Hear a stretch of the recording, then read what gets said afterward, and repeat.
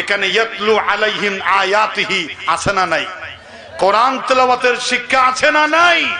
এটা নবীওয়ালা কাজ, এটা পয়গম্বরী কাজ করার জন্য এই মহিলা মাদ্রাসা যুগের চাহিদা, সমাজের দাবি, প্রয়োজনের উপর নিরিখে এই বিশাল মহিলা মাদ্রাসা আপনারা প্রতিষ্ঠা করেছেন, আলহামদুলিল্লাহ বলে। অনেকে বলে হুজুর মেয়েদের লেখাপড়া করার কি দরকার, ছেলেরা লেখাপড়া করলেই তো হয়।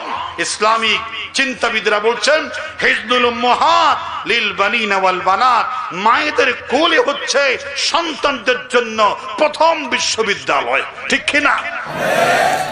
আল্লাহর যে কালাম, কালিমা তাইয়্যিবা, সবাই পড়েন লা ইলাহা ইল্লাল্লাহু মুহাম্মাদুর রাসূলুল্লাহ। এই কালিমাটা কোন সন্তান উস্তাদ থেকে শিখে না, এটা প্রথমে শিখে কার মুখে? মায়ের মুখে।